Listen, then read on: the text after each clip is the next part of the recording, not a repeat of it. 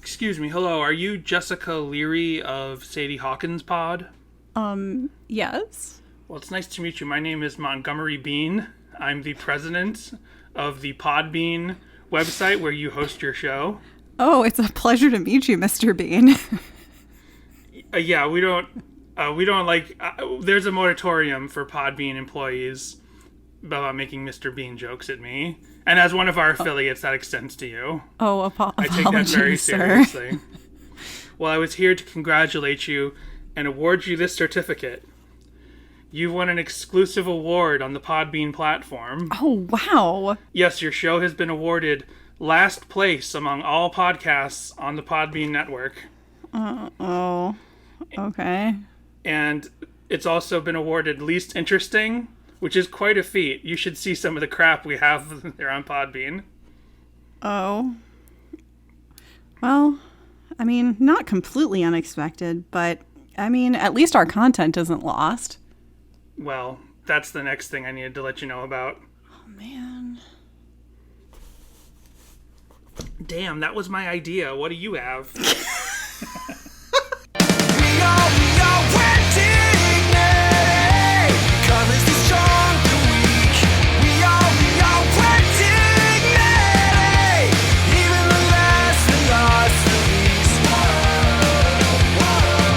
Hello, everyone, and welcome to Sadie Hawkins Pod.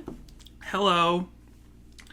What's it? We got this award sitting on the table, Jessica. What happened? It's just a bit. Forget Absolutely not. I'm not going into it. So welcome back. A rainy day here in Los Angeles. A rare rainy day. Yeah. Yeah. How you feeling about the rain? It's nice. I wish it was a little more rainy. It's just like an acidic drizzle, so not as lovely as I'd like it to be. Well, it was nice walking the dog because I didn't have to feel like I was frying. Oh, sure, it is nice and summer. cool. That's true. And April has no limits for the heat. Like, she doesn't understand. She'll go out in the hottest weather and be like, "Yep, let's go, let's walk." And then she'll walk and walk and walk and walk, and she'll be like, "Oh, it's hot," and then just plop. She'll just like sit where she's like, she'll "Great, lay now we're down 4 and miles be like, from the "Nope, house. we're done. I'm done. I'm not going any further." And then you have to carry her back. So let's see. Every time we record on a Wednesday morning, there's someone doing yard work. I guess ever since we switched to recording Wednesday morning before releasing that night, there's always someone out there with a leaf blower or something. Well, we just gotta get better. Maybe we gotta go back to Tuesdays or Mondays or Sundays. For sure. When we started this podcast, we used to record on Sundays. Then we started recording on Mondays. Then we started recording on Tuesdays. That's just kind of one of the drawbacks of doing a podcast with your spouse, is you can be like, There's no one really there to hold you accountable. Except for you, the listeners. Yeah. You so listeners, get on us. You need to get on us and be like, "What's going on?" 1 star. Oh no. Well, apparently, according to Mr. Bean, that's where we're already at anyway. Well, Mr. Bean, like the British comedian? No. This is like the owner of Podbean. He doesn't like those kind of jokes. The owner of Podbean came by? Yeah. You were in the bathroom, I think. Oh, I always miss everybody. Sorry. So do we have any voicemails? Yes, because I was trying to think. I know we have voicemails. We definitely have voicemails, and I was just trying to think if there's anything else to mention at the top of the show from last week. I don't think so. So here are some voicemails. And since we have so many voicemails going back, this week we have to start with the last, this is from Daniel back in April. Oh, wow. Hey, what's up, guys? It's Daniel. Just taking a break in between leaving voicemails for MagPod. Thought I'd give you one, but... That's it. We're not playing this one. Get him off the show. Get Daniel off the show? Yep. Get his voicemail off the show. I should have if I'd known this would be your reaction, I would have left this one lost. I'll make it short so I can get back to sending them more voicemails. But anyway, just had some notes on the first Be My Escape. That's the whole Jay Leno thing. It's kind of fun to point out. It's like a fun trivia thing that the town I'm from, McPherson, Kansas, there's a college there, McPherson College, that has a auto restoration program that's like one of the only ones like it in the country, and Jay Leno, I guess, has donated a bunch of money or something to it, so he kind of has a connection to my hometown. But King Coco for life, honestly. Jay Leno sucks. The thing about that guy losing his virginity to Be My Escape, that's super weird, but I do remember, like, something that lives rent-free in my head is this Good Charlotte quote. I don't remember which band member it was. It's probably Benji, but him saying something back in the day about, like, even when he was old, he still wants to, like, be having sex to MXPX with his wife or something like that. I don't know. Kind of weird.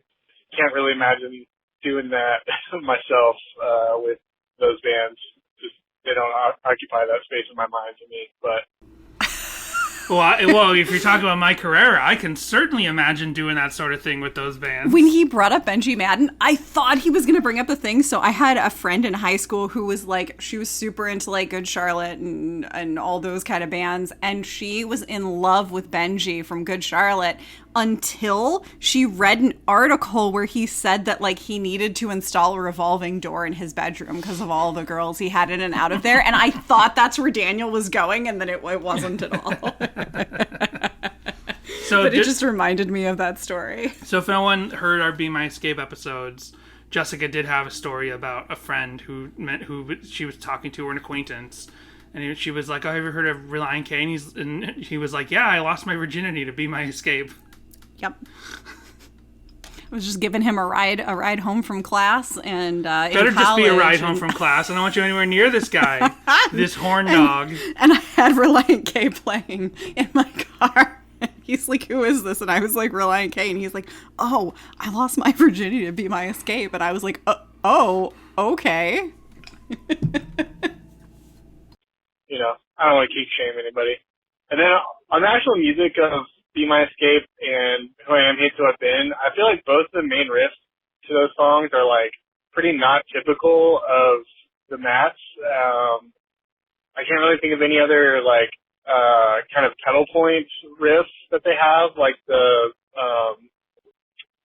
Who I Am, Hate To Have Been riff. And then I also can't really think of any of just like kind of like chord based, really strummy riffs that they have, unless it's like moving power chords around, like the Be My Escape riffs. But both of them just feel kind of like not out of place really, but they're just very different for Relient K's typical style. If you listen to most of the riffs that are like kind of their signature, they're just not like that. But and then the last note I have here is something about Twilight, but I don't really remember what it was at this point.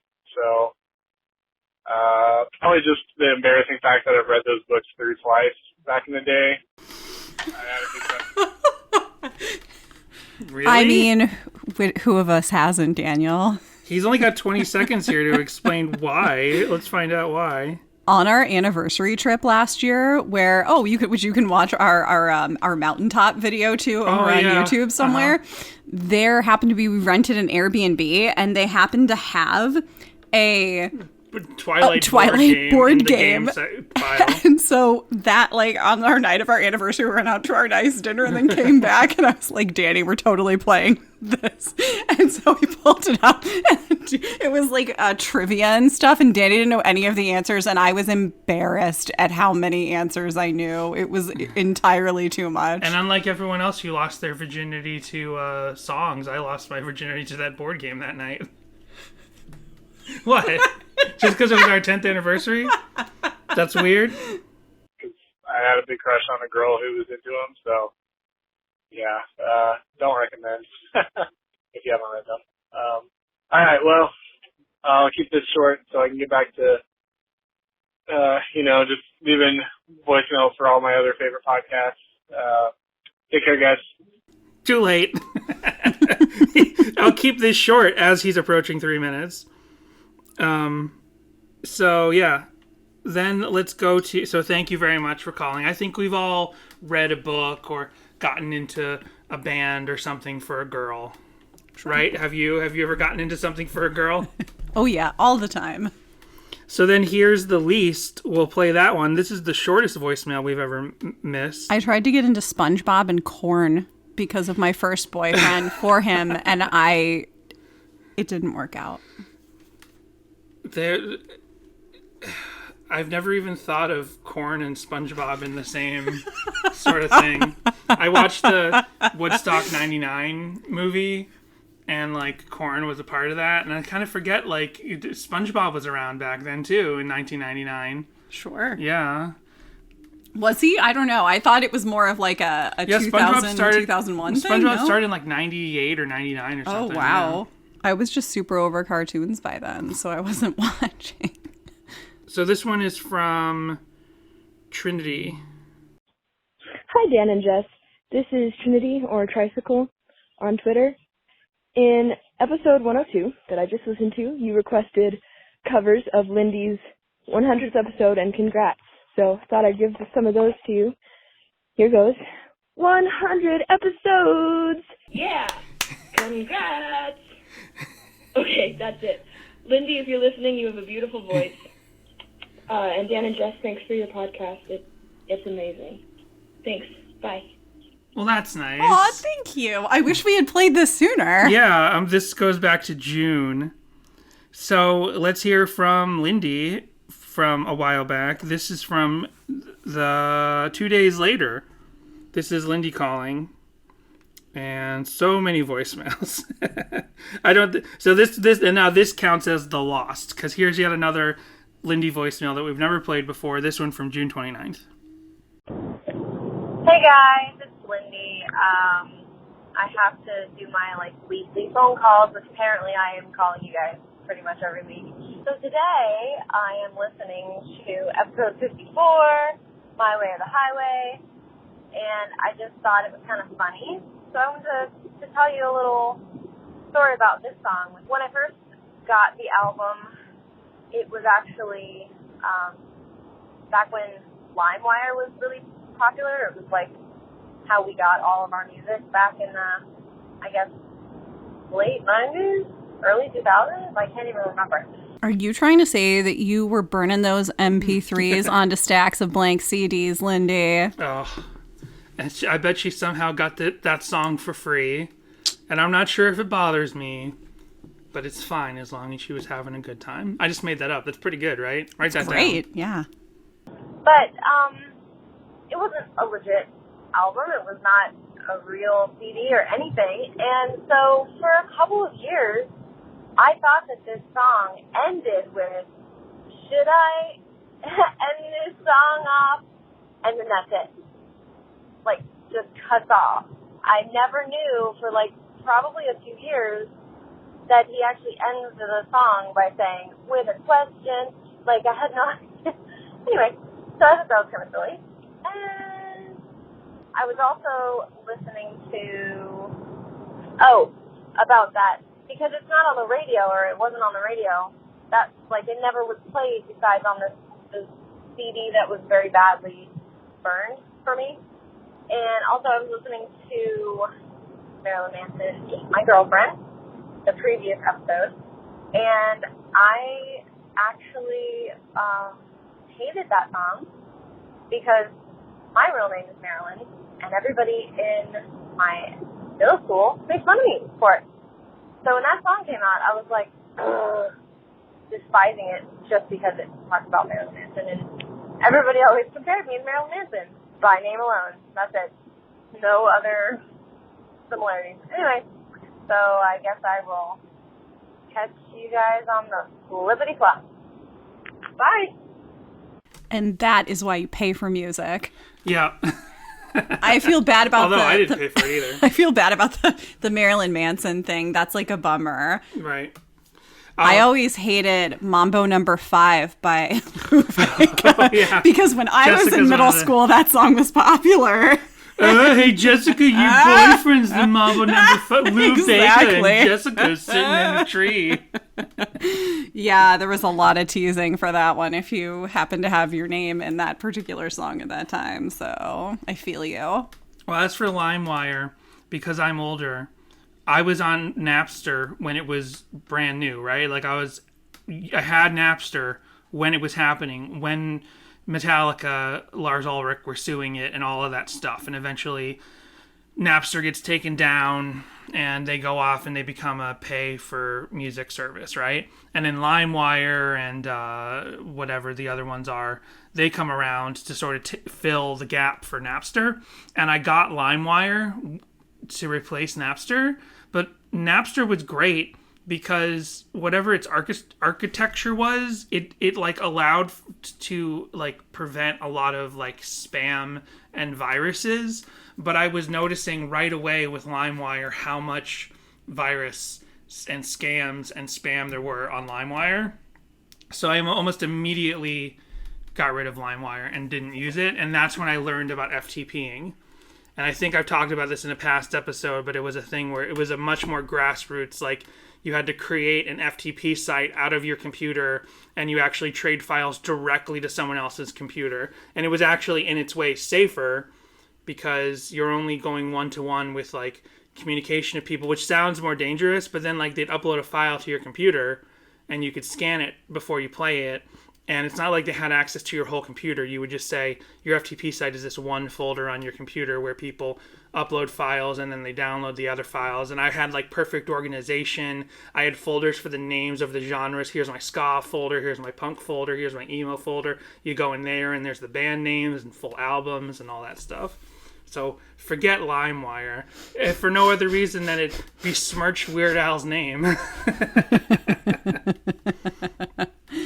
So there were some older ones. Now let's double check, because so we don't get buried even further. Let's quickly go through the most recent voicemails. All right. So here is Daniel calling this from this week. So guys, it's Daniel. Lots of stuff on this one because it's a song from Anatomy, which obviously I always have lots of stuff for those songs. Or maybe I don't. I don't actually know. Anyway, today is Matt Thiessen's birthday, so good timing on that because this is one of the riff that I was talking about from Forward Motion is not the bass riff that starts the song, but the high guitar part, the one that like between like after the first chorus is just like by itself with all the static. I was kind of laughing while you guys were like, does he mean this bass riff or this riff that we're going to spend 5 minutes talking about the static and how it sounds over that? That was funny to me. But for real, Matt Thiessen is a freak on guitar because those riffs, I kind of wish he still played guitar more because like he plays that all with his thumb. I don't understand how he does it. Even with a pick, I can't play that fast or that cleanly. I don't understand how he does it with his thumb. It's insane to me. Some other things, I don't really understand the hardcore thing you guys keep bringing up. To me, this song kind of sounds like The Kids Aren't Alright by The Offspring. Not in a bad way. That song's not bad. Well, that's the song that ended the Woodstock 99 documentary, so there you go. I don't really know what I mean by the hardcore thing. I just mean like it just vaguely reminds me of Relient. Certain songs just vaguely remind me of Relient K trying to do like a post-hardcore Fugazi-esque Blink-182 2003 sort of thing. Just like, yeah. I don't know. We're not doing that song this week, so I don't care. But to me, it's more just like a minor key, like pop punk or skate punk song from like the 90s and early 2000s. I don't quite see where you're going with the hardcore thing. But you know more music than me. Like more different kinds of music. Yeah, anyway. I had Freebird written down for some reason. Because the Freebird solo, the epic solo, allegedly was played on a Gibson Firebird, which is the same kind of guitar that Thiessen was playing around this time. It's the one you can see in the Marilyn Manson and the Pressing On music videos. And I believe he's also playing it at the Cornerstone 03. I don't know what happened to that guitar. It's an awesome guitar. I wish he still played that because it's badass. A couple other random things. If there was a third installment of the Failure series, it should be called Failure, but the E in Failure should be turned around and should be a 3. And then you guys keep saying that this was 2002. Maybe that was just Danny that was saying that. But I feel like it's kind of important that this was actually 2001 because, you know, the meaning of this song, it doesn't change it a ton, but like the overall, I guess, kind of flavor that their more political kind of things take on is probably has a lot to do with it being pre 9/11 and pre Iraq War and all that. or even not Iraq War, I guess, but like invading Afghanistan. Not that they knew a whole lot about politics anyway around this time, but I'm just saying, like, I don't think they would have included, like, the line about, like, presidents to fall again, from maybe it's Maybelline if this had come out post 9/11. I think, who knows what they would have said, but I think it's important to note that this is pre 9/11 album. Anyway, have a good one.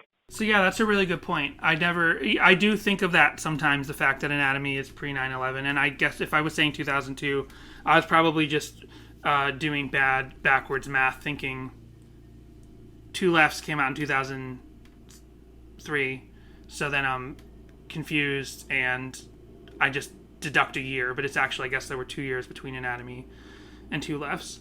But yeah, that's a really good point. I kind of forget about that. So and it's come up a couple of times of people assuming certain things or asking on song meetings if certain things are about George W. Bush back then at the time. Right. But yeah, this is a really good point that Anatomy is like the answer just has to be no, right? Because it's before 9/11.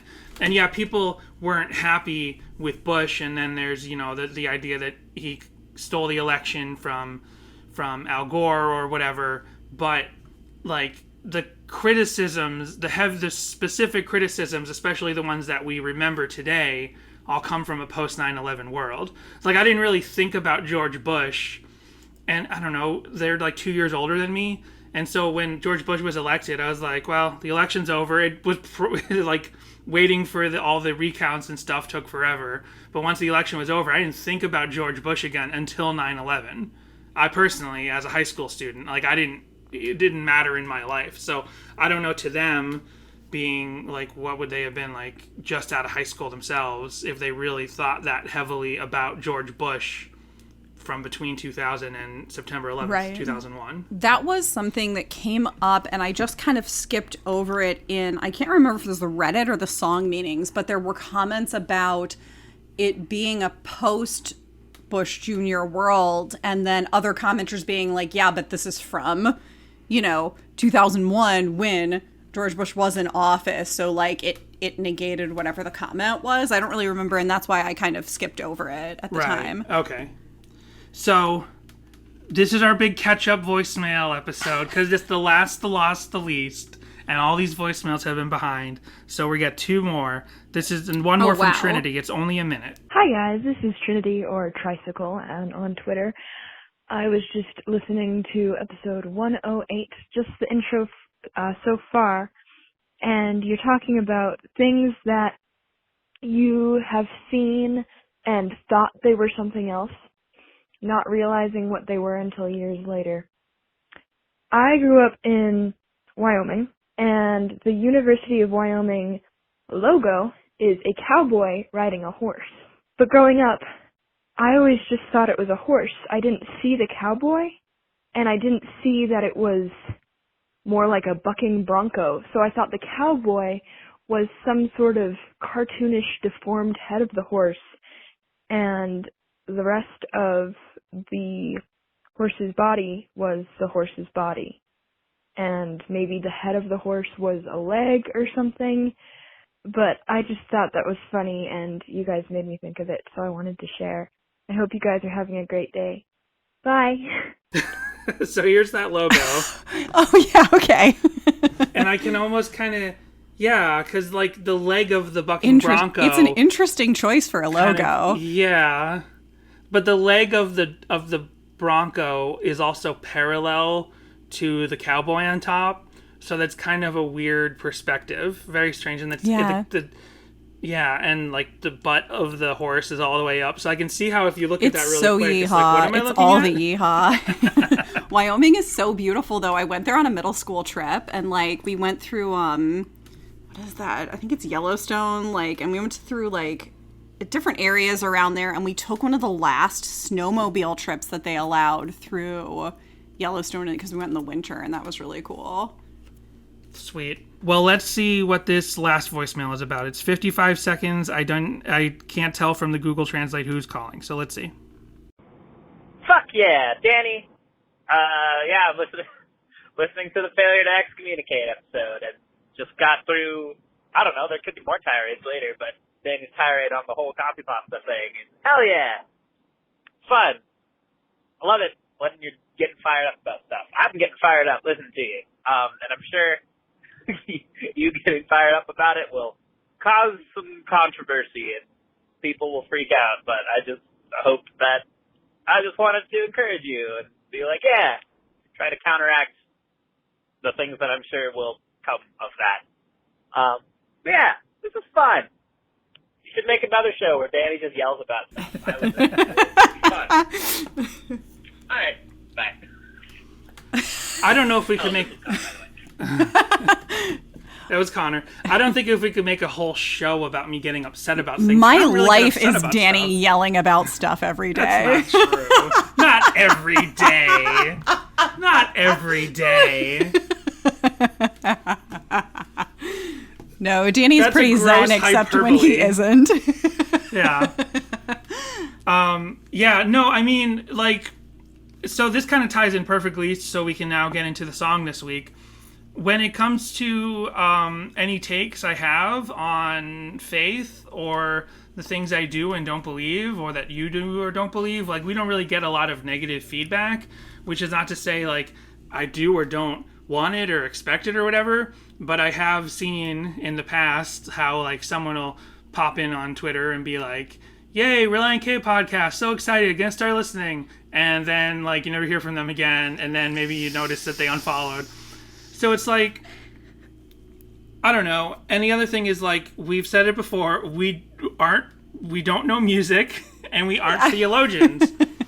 We're just here talking about, we just have conversations with jumping off points about these songs and what we like and what we don't like about them. And we've got Daniel to help us fill in with the musicality side of it. We don't really have anyone specifically to help us fill in with the theology part of it, which I would love to hear anyone who wants to call up and debate anything.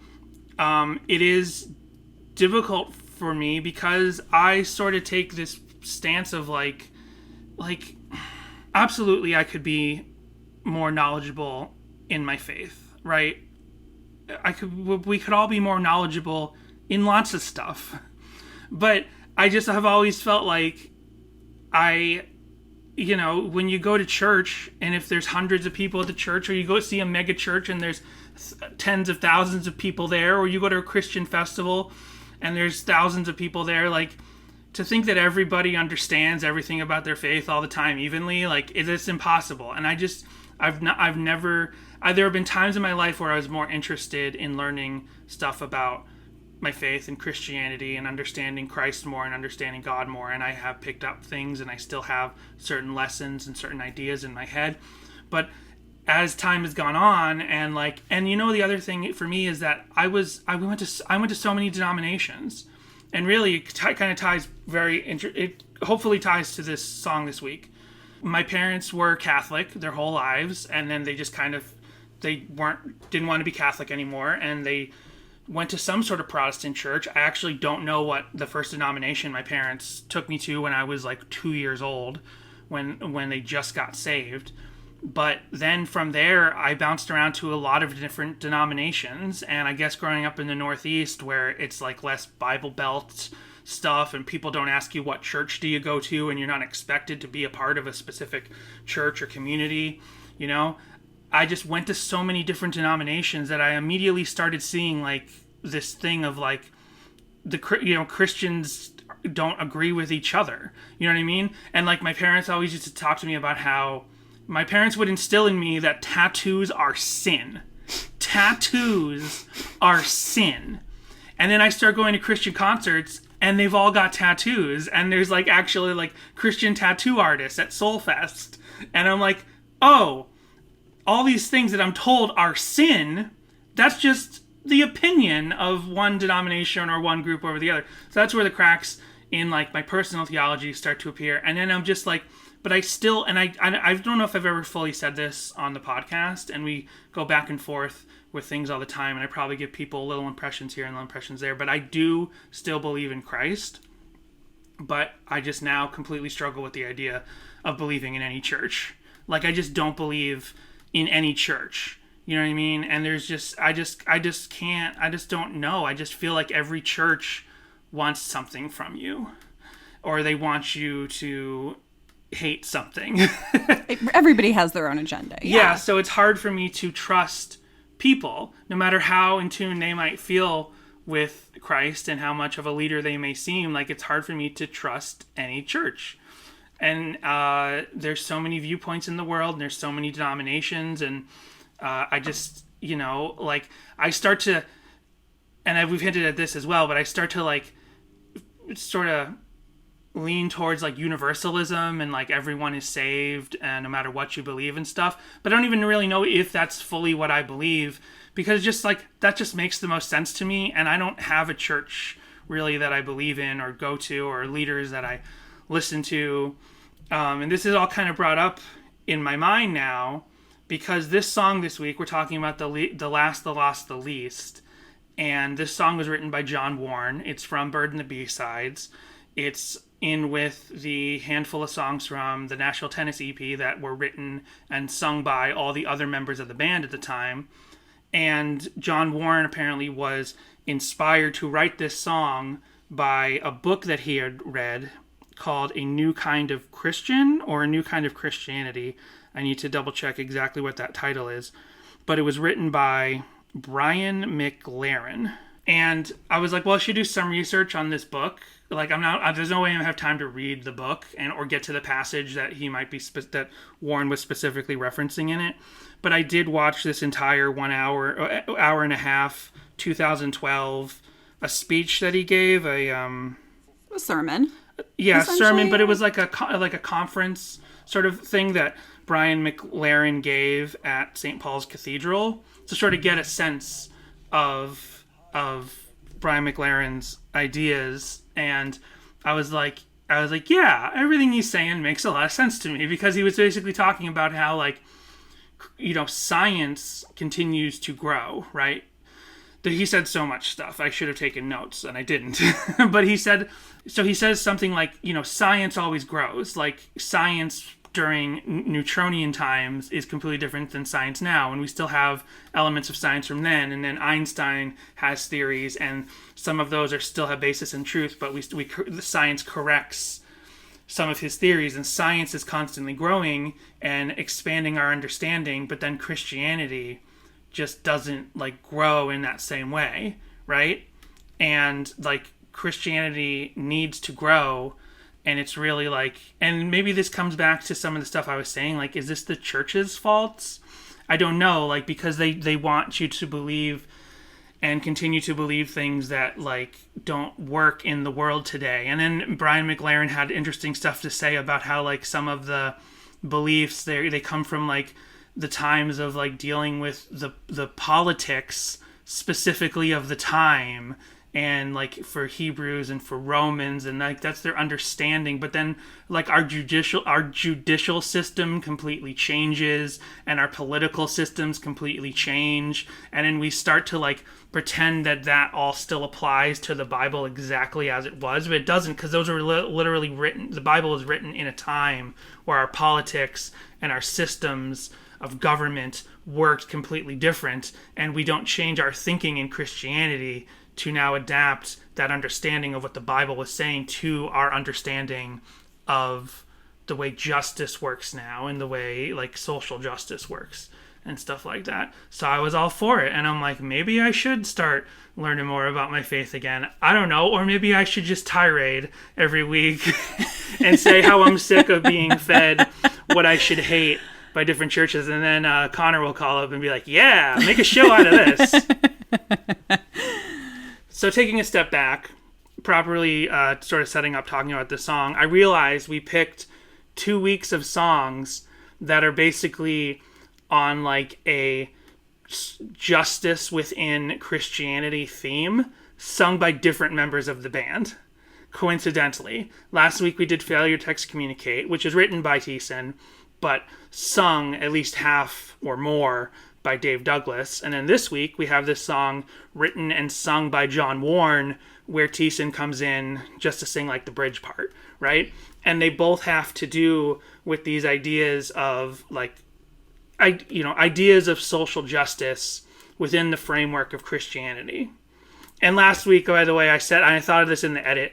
I said like how Failure to Excommunicate is like the most SJW Relient K song. And it's like, I hope everyone knows I'm not saying SJW is a slur. I'm like jokingly calling it that because I believe in social justice. Like I'm using that in the reclaimed form of like, you know what? An SJW, right? Like what? That's like that phrase is like created by people who hate social justice. Like, hey, you're just what are you, a social justice warrior? Yeah, but it's fully embraced But now. it's fully embraced. Yeah, I am. It's like the worst insult because, like, yeah, that's what I am. That's exactly what I am. I'm a warrior for social justice. So, last week, the song is kind of about, like, there's injustice in the world, and you can come to Christ and find justice and understanding and salvation through Him when these institutions like a bad judge or a bad school kind of like set you back and hurt your spirit and hurt your heart and like make you feel like crap. We talked so much about school last week that you can turn to Christ. And now this song is kind of like saying, well, you're unless I'm mistaken, you're in your faith and you need to reach out and be just for other people, right? Like, that's the sense that I get. Like, this is a song about reaching out and... Yeah. I don't completely know what this song is about, but I think it's about having compassion like God does for all, even the last, the lost, the least of us. Yeah. And because that phrase, the last, the lost, the least, brings to mind people who have been subjects of injustice, right? You're lost, you're the last, and you're the least. Like, the world sees you, it ties so perfectly last week, like the world has cast you aside. The world sees you as garbage. And so there should be this love and compassion to give to those people and to help them find that justice. So I contacted John Warren directly for the first time.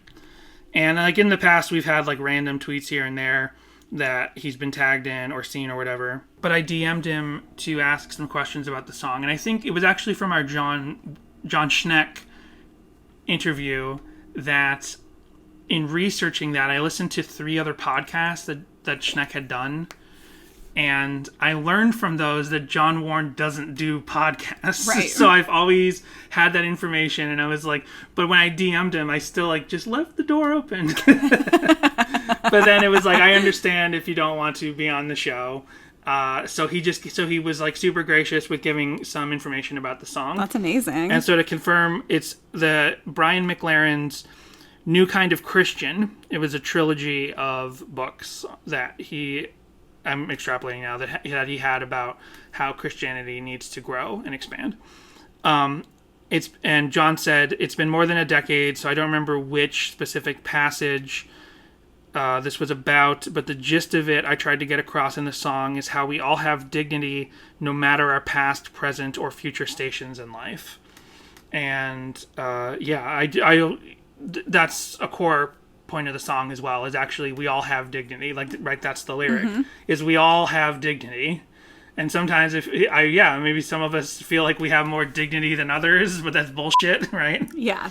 That's always a lyric that I could never properly suss out, which was we all wear dignity. So I'd sing we're demons. Right. Which super appropriate. Right. I think I always thought it was we all have dignity, but it's we all wear dignity. But the wear and we have, it's kind of sounded one and the same. And I think both lyrics essentially mean the exact same thing. It's not like it dramatically changes. It's not like symmetry and cemetery. Right. It's not like how that dramatically changed our perception of the lining is silver. I'm still salty about that.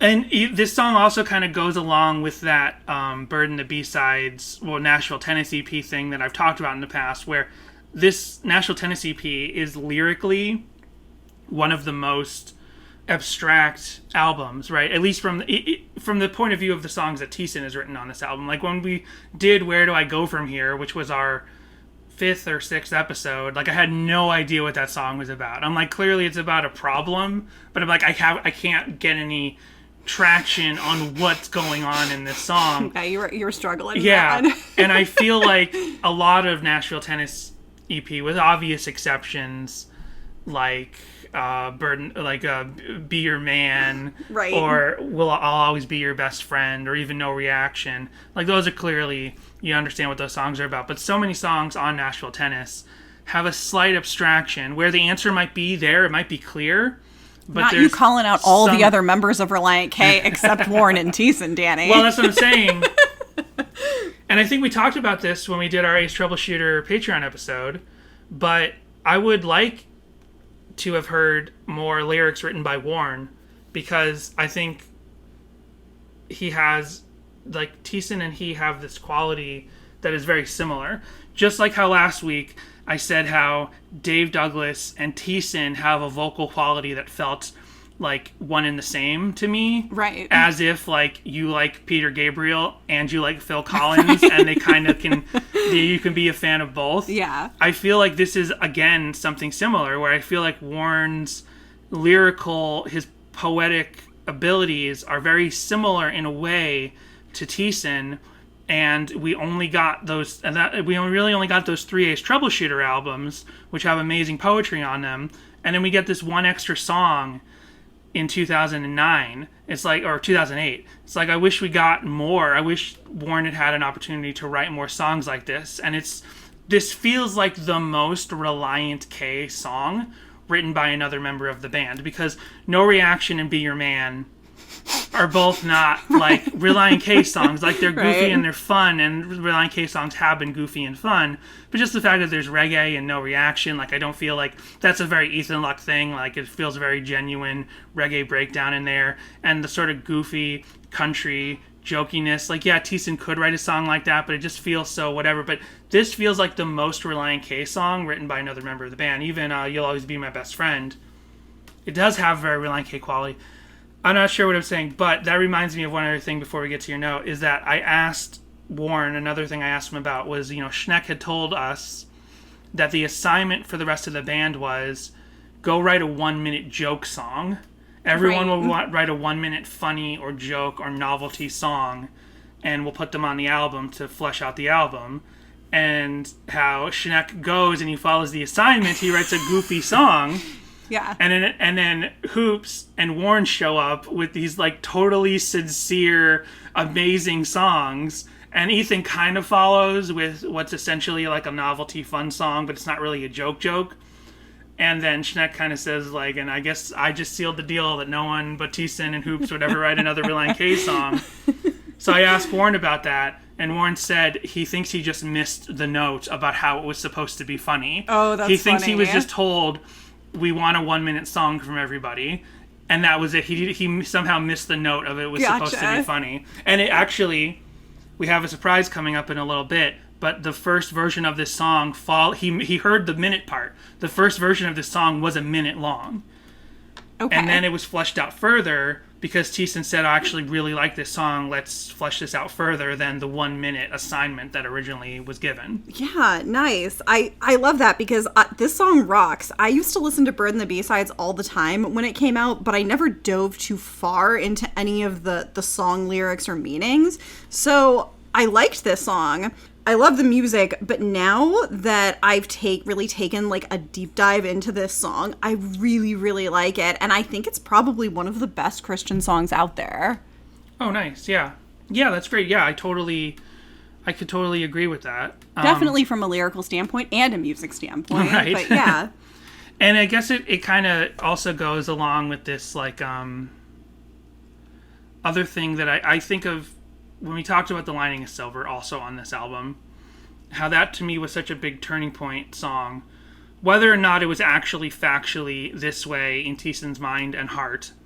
But when you look at early Relient K albums and you see the songs that feel judgy of sin and judgy of the people who are committing what are seen as sin, right?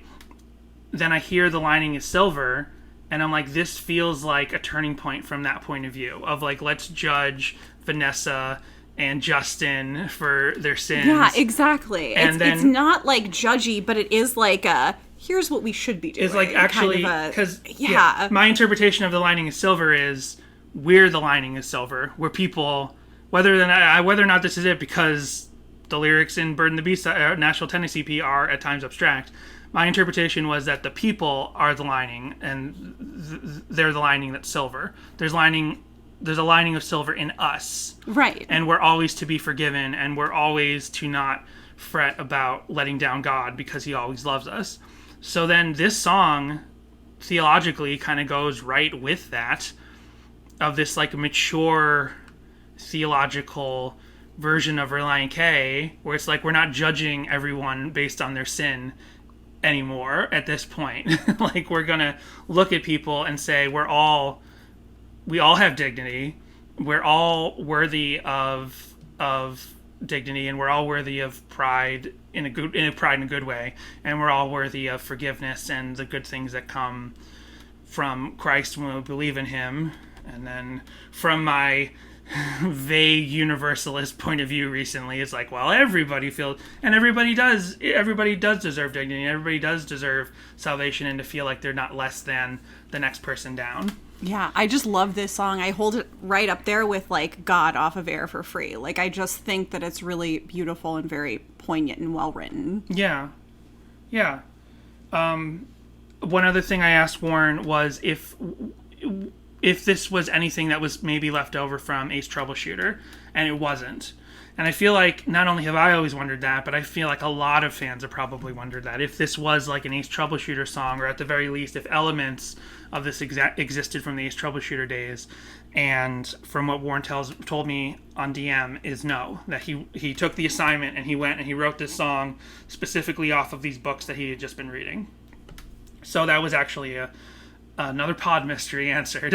Like this is, and so I said like, so you would consider this a Relient K song. Plus, there's all the discussions about canon. What is the Relient K canon? And we've had this discussion with Josh when I was on Reliable J, and what's canon. But to me, this is a canon Relient K song. The fact that it's written by a different member of the band doesn't matter. But if anyone would argue with me on that, at least that fact now I'm armed with to say, well, this was written specifically for Relient K. I also asked because like after Magnified Pod did their Ace Troubleshooter series, they had talked to him offline as well, off the podcast as well, and they asked him, well, like, what would Ace Troubleshooter have been like down the line if it was still together, and how this song probably is approximate to that. So I asked him to expound on that, and he basically said like he was the main songwriter of Ace Troubleshooter. So if Ace Troubleshooter had stayed together, of course, this is what it would basically sound like, because this is where John Warren's was going. Where he was going. Yeah. Unless you want to get into deep time travel, butterfly effect stuff and say, well, without the Relient K aspect of his life, maybe this specific chord isn't something he would use. No. Yeah, going back to Relient K canon, this song feels way more Relient K canon than we're banging after church while the kid's in the other room. Like, come on.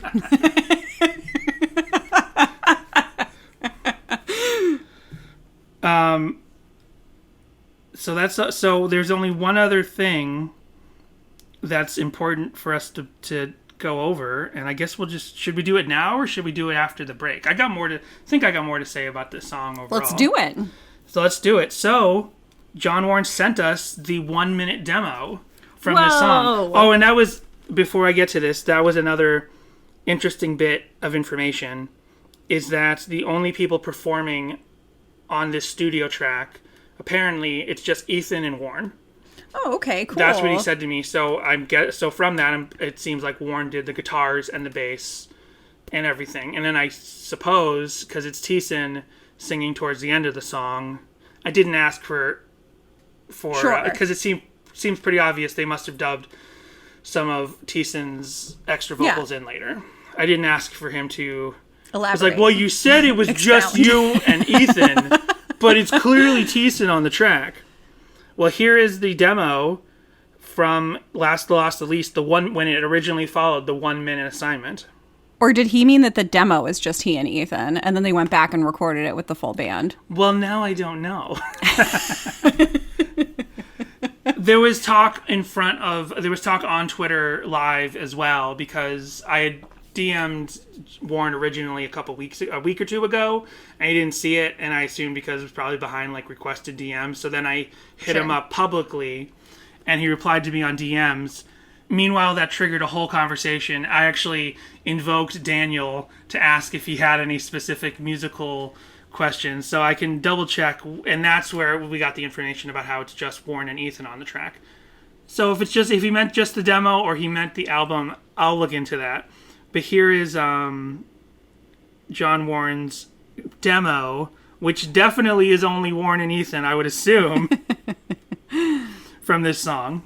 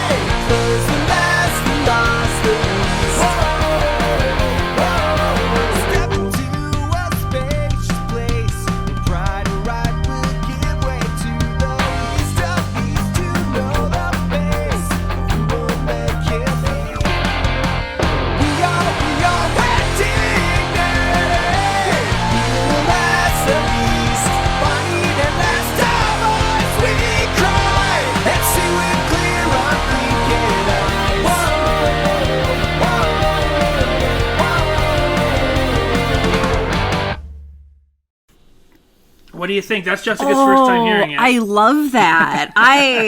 This should be out there. This is so good. Well, I guess it is now. I love that little slide We got in the permission to play beginning it. of the demo. Like, does that carry over? If so, Yeah, it's not 'cause as now I'm not prominent. sure. And then, that was so good. And then there was that other little part. I was like, ooh. So there is that bass Yeah, slide I in love there. that. I kind of didn't notice the organ is way more prominent in the demo, and it just made me notice it more. And it makes me think of the 10th anniversary Sadie Hawkins dance and how that one organ Right. note just makes me uneasy the whole time. But at least this organ note is constantly changing. That very beginning is so, like, it's a little Ramones core.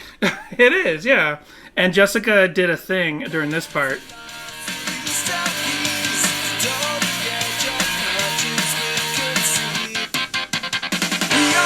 Jessica went, ooh. It's Which 80s. we would have lost It's so in the edit, 80s. yeah. I love it. So it's great, and you can literally hear where the song was expanded, because you're expecting certain lyrics to come in, and it just skips to the next part.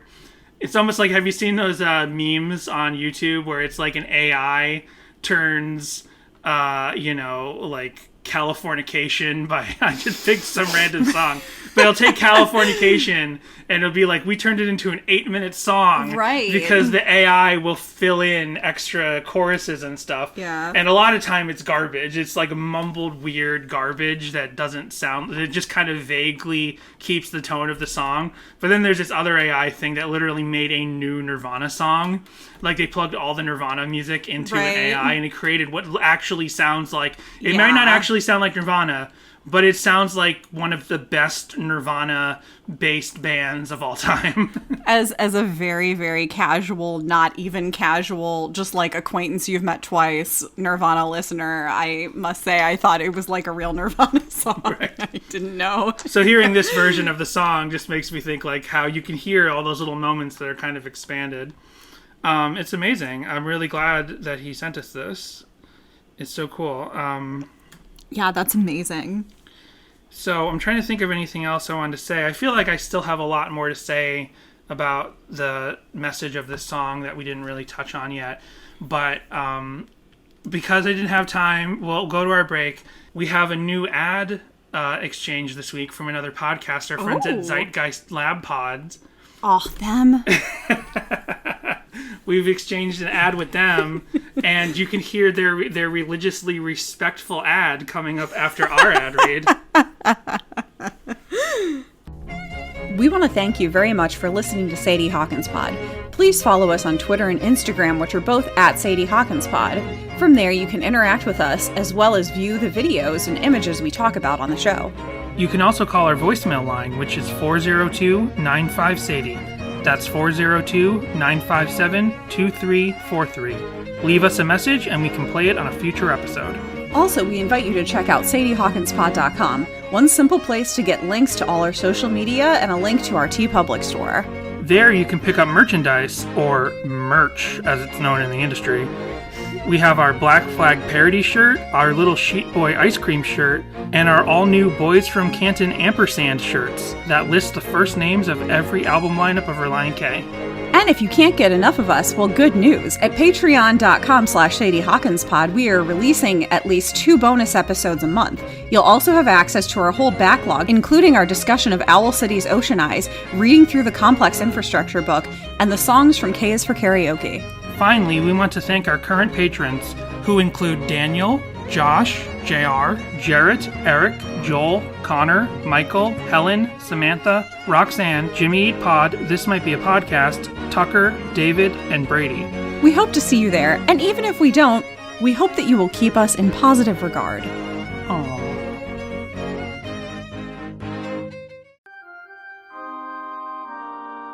What's up, listeners of Sadie Hawkins Pod? I hope you're having a blessed day and enjoying the hot takes from Danny and Jessica. Brian, do you mind if I say something? Go ahead, for you are a valiant man and bring good news. Thanks, man. Hey, I just wanted to remind everyone of my favorite scripture, Fentuzler 3:16.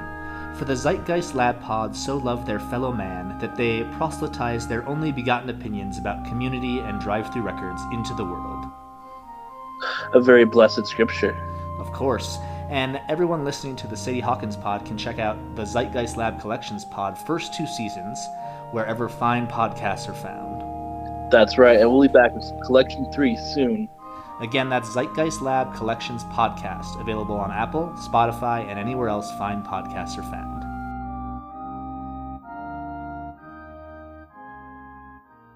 We, of course, have song meanings this week. This one from Jay Warren. This is from Av ACHAISE on July 16th, 2008 said, "No comments, question mark? This song is amazing. I'm not too sure about this one, but to me it means that no matter who you are or who you think you are not above or below helping those in need in the name of God." And I'm not a huge Christian, but I agree with that, if that's what they are even trying to say. His image shown, we give our lives, our time, our own, to feed, to clothe those in his image we have left alone. Pretty much saying that everyone was created in the image of God himself, and when we help those in need, we reflect that image. But when we choose not to do anything for those people, we are living alone, people in his image. Just a thought, smiley face. Yes, I know what they're going for, and yes, I agree. Arrow to the right, AMD MB91 on July 19th, 2008 commented, "I love this song, but that's not saying much since I love the whole album," smiley face. "I guess I don't really," and that's a big toothy grin, smiley face. "I guess I don't really know what this song means either. I agree with Ava Chase, I guess. I also think it means that no matter what you lose, you always have your dignity, whether you're strong, weak, rich, or poor. Therefore, since we're all the same, why shouldn't we help those less fortunate?" Again, well said. Captain Reaction on, is that No Reaction? Captain No Reaction on August 5th, 2008 commented, "This is the best one on the new one. The vocals are so great, and I love the chorus. How he says dignity. It's great. Yeah." It is great. It is. Dignity. I can't do it. Oh, maybe it's a capital A_V capital A. Is that like Angels and Airwaves, maybe? Chase is on the money. Well, now we're getting too close to the John Warren looks like Tom DeLonge debate. Well, let's steer away from which he has talked that. about publicly. Well, he's talked about it publicly on Twitter. He told a story on Twitter one time about how Relient K was at a festival with Angels and Airwaves, and people were coming up to him thinking he was Tom DeLonge. One time I went... That's funny. When Blink-155 was trying really hard in their waning days to get Tom DeLonge on the show, I went to the Blink-155 Facebook group, and I was like, guys, just get this guy. And I left a picture of John Warren. And then everyone was like... And then everyone who, like, did not know Relient K or Ace Troubleshooter on the Blink-155 Facebook group was like, but that's... I looked for the most Tom DeLonge possible picture of John Warren, and everyone was like, but that's just Tom DeLonge. That's so funny. So we have a comment here with a bunch of Bible quotes sourced. Do you want to hear that one, or do you want to hear this one that does not have the Bible quotes sourced for our last one? I kind of want to hear the one. We can't do both because I kind of want the one with the Bible verse. All right. Coda_Coda777 on September 19th, 2018 said, so we're shooting forward like 10 years here. Matthew 25:41, then he will say to those on his left, depart from me, you cursed, into the eternal fire prepared for the devil and his angels. What? What is this? See, this is why I don't like going for the ones with the sources. 42, for I was hungry and you gave me no food. I was thirsty and you gave me no drink. 43, I was a stranger and you did not welcome me. Naked and you did not clothe me. Sick and in prison and you did not visit me. 44, then they also will answer saying, Lord, when did we see you hungry or thirsty or a stranger or naked or sick or in prison and did not minister to you? 45, then he will answer them saying, truly I say to you, as you did not do it to one of the least of these, you did not do it to me. 46, and these will go away into eternal punishment, but the righteous into eternal life. I do think this is perfect to follow up our new Zeitgeist Lab ad trade. This is what this song reminds me of, especially when he says, his image shown. When we give our lives, our time, our own, to feed, to clothe, those in his image we have left alone. Mm-hmm. So yeah, that's very nice. That's lovely and very well, yes. It also reminds me of... It's not like some song meanings where we get into Bible quotes and you're like, how did you pull this out of that? It's like, this actually does tie back. It's just, they started a little sooner than I maybe would have thought they would have, but yeah. It also reminds me of, what's this song called? I gotta look it up. Is it called... The Last, the Lost, the Least? No. The Brave Saint Saturn song, Under Bridges, I think. You tell me. that car agreed with you. Yeah. They're like, yeah, that was it. Where that's also a song about the least of these. Like, I haven't heard that song in so long, and probably the last time I really heard it was on Magnified Pod of all things. It was like, but it's like a Brave Saint Saturn song. You know, Reese Roper's side project, and it's talking about. It's basically another song about the least of these, and there's a specific line in there where it's like talking about this homeless person, this unhoused person who is like dying of AIDS, and how it's Jesus Christ. But it's meaning like the least of these. Like when you see someone who is in need, you should go to them and help them because that's what Jesus would do. And because, man, I am struggling on this one. Welcome to the Christian Guilt Podcast. Yeah. No, I get it, and it is very true, and I love the message of this, and I'll have to go listen to that song as well. So the other one that you also wanted to hear was Caleb J93 on August 12th, 2011 said, I don't think it's saying that anyone who knows God can wear dignity, but the last, the lost, the least of these is referring to, well, the last, the lost, the least. kind of self-explanatory, really. Those who find themselves pushed aside and ignored despite their very real needs, be it spiritual needs or those of the material sort. I think the song is about pouring yourself out so that those who are broken may become whole. In this, God is revelried, or maybe it's revealed but spelled wrong, I'm not really sure, because this is what God looks like. We are all made in God's image, and for this reason God views us all as equal and desires we live as such. My probably wrong interpretation. No, I think that's really well put again. I also just started wondering if there's anyone who interprets this song as like the last, the lost, the least are like the unsaved, which I don't think that's the interpretation to take away from this. You know what I mean? Like, I agree the last with that. and the lost and the least are the people who don't have Christ. Help those who need it most. Yeah, because plenty of people have everything they need in life and they don't have Christ. You know what I mean? Mm-hmm. So they could have Christ, but a lot of people have Christ and they don't have anything. And it's like this idea that, like, well, if you don't have, it's because you don't have God. It's because you don't believe strong enough. You don't have your health and your wealth. My unpopular by Christian standards opinion that I've had literally my entire life, even when I was at my most devout, is that if you're a good person, you're saved. You know, that's it. You don't see. You were way ahead of me on universalism.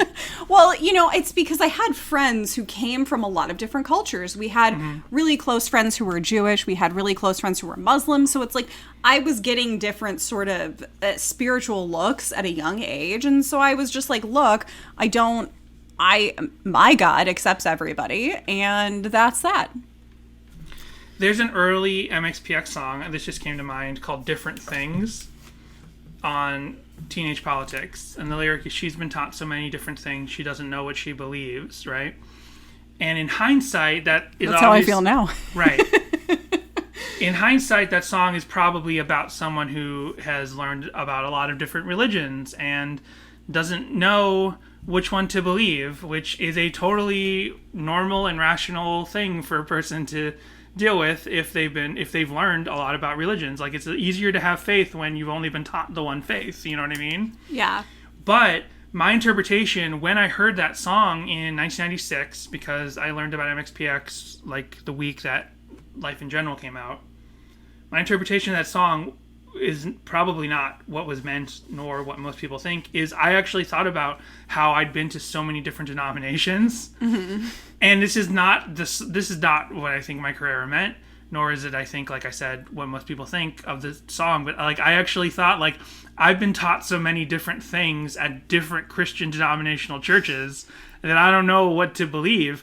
And this is just me in 1996, much less like after high school and college. And still under that same umbrella of Christianity, and not even looking outside of that, because that's something that, I don't think we really touched on this very much last week when we were talking about schooling, but because you went to Christian schools for, some middle school and high school, you had a very different look than I did, whereas I went to non-denominational and religious affiliated private schools for middle school and high school. And because of that, like, especially in middle school, we had at around like the winter holidays, every year we had a thing where we would have, we would talk about what, Muslims believed. We would talk about what Protestants believe, Catholics, Jewish people, even we'd go back to pagan rituals. So it was like we got to learn about all different cultures. And if we had students who practiced any of those things in our school, maybe they would come forward, or a parent of theirs would come forward and, give some lectures. We would go over like different like picture books and stuff with that. Even though we were a little older than that, it still was, very relatable. And that's something that I really cherish, was getting to learn about all sorts of different religions because of that. And it's so interesting to see how, and I still do this in my adult life, where even looking back at different mythologies, you're like, wow, there really is, everybody is kind of on the same general wavelength, regardless of what your general religion is. Like, even like Norse mythology, you kind of go back to the same idea, basically. It's almost like there's one benevolent force that loves us, that wants us all to be happy and part of... Exactly. So that actually reminds me of something, because I didn't have the chance to really research Brian McLaren that much, and I watched this St. Paul's Cathedral hour-and-a-half lecture that he gave, and he answered a Q&A for the last 40 minutes. I wish I'd written this down. I should have taken notes. But he said this very profound thing of, like, Christianity, because he talked about the kind of difference between, like, conservative Christians and liberal Christians, and how he went to this special summit with, like, leaders of the Muslim faith meeting, you know, leaders of the Christian faith and different scholars and theologians from all kinds of different faiths. And when he was introduced to these Muslim leaders to have a discussion, they introduced him as an evangelical, which he got shy about because that's his background, but that's not really what he identifies as now, because he's so much more forward-thinking than the evangelical thought at this point. So then the Muslim leaders that he's talking to are like, oh, we really like talking to the conservative, hardline Christians. We're kind of a little not distraught, but we're kind of, you know, less invested in talking to liberal Christians. And he's like, well, why is that? And he's like, well, we always know that the hardline conservative Christians are going to tell us, open with, you're going to hell. And then they're going to like yell at us, or they're going to forcefully tell us what they believe and how it's in conflict with what we believe. And then we get to forcefully tell them what we believe. But the liberal Christians don't tell us what they believe. And then Brian McLaren, and I mean, honestly, everyone should just go watch this St. Paul's Cathedral video.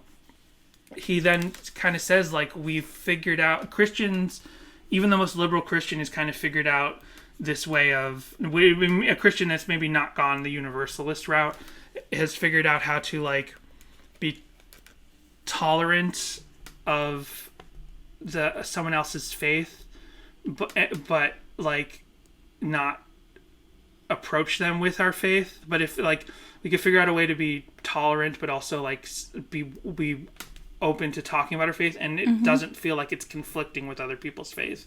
Like, that's what Christians haven't figured out. Yeah. And I am butchering the hell out of what he said because I didn't write it down, but I thought it was a really nice thing absolutely. Yeah, definitely. There's definitely those, like, hardcore sort of, you know, whatever denomination of Christianity they come from, folks who are like, no, it's my way or the highway. And yeah, so I definitely get where they're coming from. So next up, we have a blog post about this song from Love That Dog 1118. And from 7 years ago, and I'm pretty sure we've been here before. And now, every time we go to an older blog, I think it's going to be Dr. Kate, who's called up before. And I'm so nervous. Or someone else who listens to the podcast. So, it says, The Lost Least. Click here for the previous part of the Chronicle. So I guess this is in a series. That is where the second factor that cannot be overlooked comes in. Jesus revealed himself to me in ways that others wouldn't understand. And then I'm going to fast forward a little bit to when we get to the song, talking about the song. So it says, one day while in my car, The Lost Least by Relient K came on, and I knew I had heard it before, but I didn't think that it was that I had heard it on my iPad before. Then on a road trip a couple weekends ago, the song plays again, and my mom knows it. It is very unlikely that she would have heard it on my iPod before. Anyone know where it comes from? In my effort to find out, I stumbled across some rather unclear information. I am thinking, from what I read, it was written by Relient K's bass player, John Warren.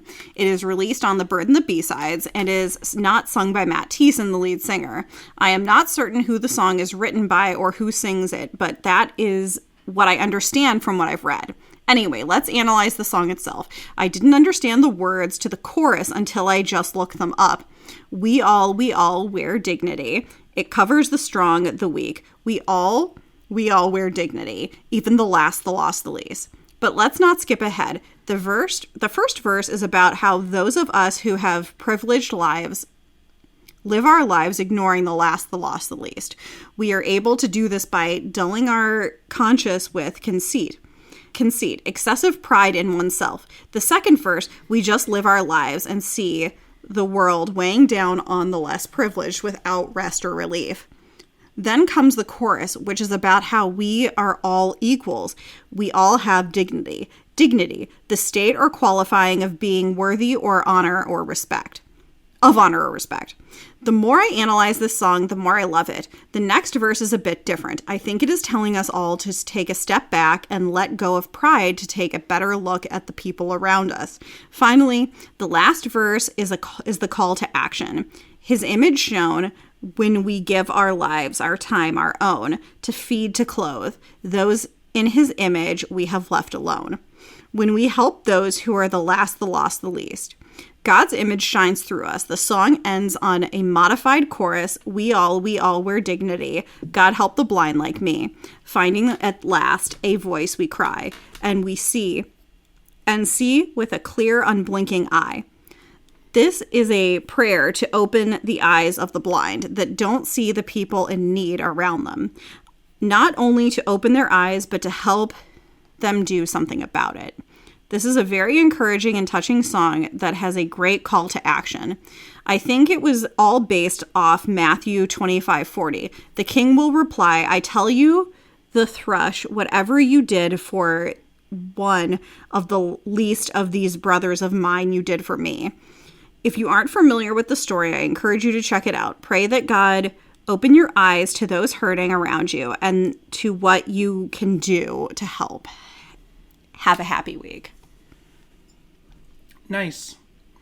It's so funny as they're quoting the lyrics, I'm like playing the song in my head. Like, I know, same. Because this is such an in the crowd, and they never played this song live. That's a bummer. Which is something that I didn't get back to Daniel's tweets at John Warren yet, but this is a song they never played live, and yet it's like it's an in the pit, like whoa. It's totally it's a rousing like gang vocal song for sure. Next up we have clevescene.com. Support local journalism. Join the Cleveland Scene Press Club. Okay. So this is Music Band of the Week. Relient K, The Bird and the B-Sides. This is by Eddie Fleischer from July 16th, 2008. Canton's Christian pop punks, Relient K, have been making records for 10 years. For their sixth album... Two of them were from Canton at this point. They gather a bunch of their leftovers, B-sides, and rarities, and add some new tunes to the mix. Most of the new songs, Danny, were all from Canton at this point. We're all from Canton, yeah. Most of the new songs take the band beyond its usual crunchy guitar pop. The Last, the Lost, the Least is an exception, and it's a keeper. Cuts like the somber, There Was No Thief, and The Southern Fried, You'll Always Be My Friend, reveal a whole new palette of sounds. The Bird and the B-Sides not only celebrates a decade of Relient K, it points to a bright new future for the group as well. It said tags underneath, but I thought it said tacos, and I was like, ooh, tacos sound Now good. I want tacos. We had breakfast burritos this morning, and now I want tacos. We also have, and I don't know if I've done this one before. I know we've been to Sputnik Music, but I don't know if we've done the Sputnik Music review of this album previously. Okay. So they give it a 3.0, which means good. So this is from Review by January's Ginger. It's a sick name. From July 5th, 2013. Review summary. Not bad, but certainly not great. Oh, wow, okay. Too many tracks are kept under 3 minutes and a lot under 2. That could have been so much more. Definitely listen to The Last, the Lost, the Least / There Was Another Time in My Life. Best tracks off the album. Most people don't realize that the Nashville, Tennessee EP is actually the first 13 tracks off the Bird and the B-Sides. That's right. We talk about that every time. Yes. Except this week. Considering it, well, now we have. Considering it was only released on one disc, I get that though. And it looks like with those puns for titles, we're back to old, fun-loving pop-punk Relient K. Well, no.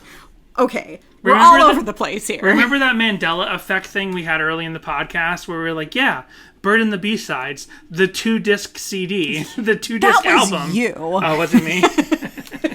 Wait, no, I take it back. That might have been me. It might have been both of us. Yeah. One of us like perpetuated the idea and the other one was like, yeah, and just ran with it. So I think it was you though. Yeah.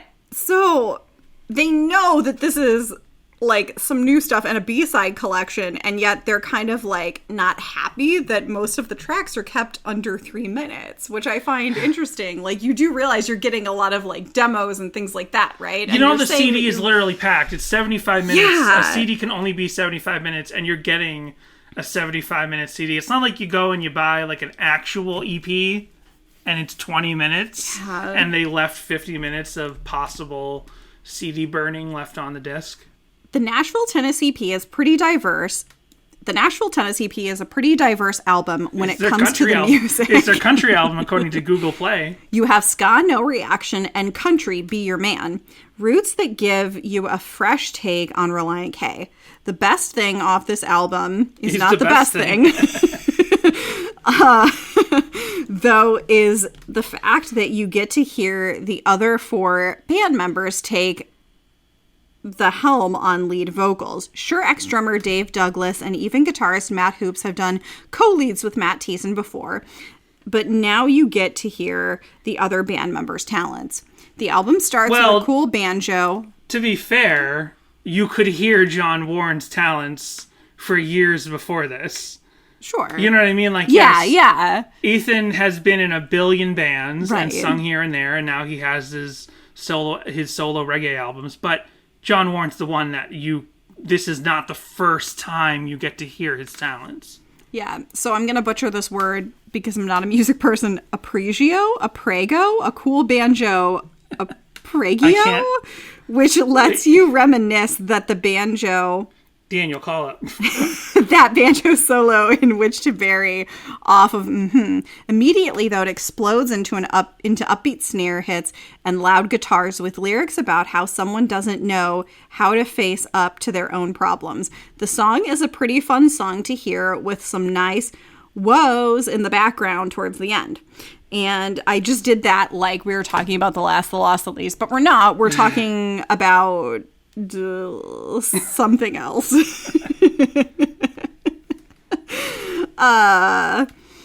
Then we're led to The Seen and Heard, which is about Relient K's lineup change with newest drummer Ethan Luck and the state of music as a whole. The bass line on this song in the verse, about? I was just like, have we done The Seen and Heard yet? We did The Seen and Heard. We had Dermot the Buffalo on that episode. Oh, Jessica, that's right. It's one of the few times. It's one of the 2 times we had a member of Relient K on the episode. Facts. But is the song about? I don't remember that episode anymore. It was definitely about music as a whole, but I don't remember. Yeah. Maybe there was a specific reference. It's like the person who was change. Like, college kids is about keeping your Christianity in college. I was like, is it? The bass line on this song in the verses is my favorite, probably my favorite of all Relient K, of all the Relient K discography, beating that of Hello McFly. I'm mixed on the song though because it just feels sort of forced and awkward compared to other songs they've come out with in general. I'm not sure if it's just me that thinks that, but hey, it is what it is. At Least We Made It This Far starts off with the corniest lyrics of this album. I'm so tired of the phone, baby. I don't like the tone, the way we say I love you. This song also has mixed feelings because the lyrics aren't memorable enough. What are you talking about? What? But I totally dig the music for some reason. My gosh. We already did that song, right? We already did that song. I just realized the Thiessen double meaning of the I'm so tired of the tone. You only just realized the tone of her voice. That's and classic the tone Relient of the phone. K. That's classic. I don't know if we discussed wordplay. that in the episode, but I just caught that. OMG. For some reason, this record just has an acoustic feel to it. At Least We Made It This Far has a pretty chill drum beat with some acoustic piano, guitar, and I'm pretty sure a mandolin thrown in. It's good, but just not catchy like other songs in their catalog. Finally, we get to hear John Warren, bassist, take over lead vocals. The Last, the Lost, the Least might as well be the best song on Nashville Tennis because of its sweet guitar melody, and it even goes back to Relient K's days of Christian inspiration. goes back to. But it's nice for a change of topic for this album. Did I mention John's vocals? They have a faint sound of Mark Hoppus that creates a different tone because of the edginess in his voice. Is that the first time that Warren has been compared to Mark Hoppus specifically? As opposed to the other guy? No. Great vocals plus cool edgy pop By punk which, of course, I mean Matt Skiba. Of course. Equals one of the best Relient K songs ever written. The other members do a pretty good job, although every song one of them sings is pretty short. Yes, that was the assignment. Ethan Luck's drummer, no reaction. Matt Hoops' You'll Always Be My Best Friend. And John Schneck's guitar/banjo/bells, Be Your Man, all clock in at under 2 minutes. Each one is so different from the others, with the ska-esque guitars of No Reaction versus the acoustic pop feel of You'll Always Be My, in caps, best friend.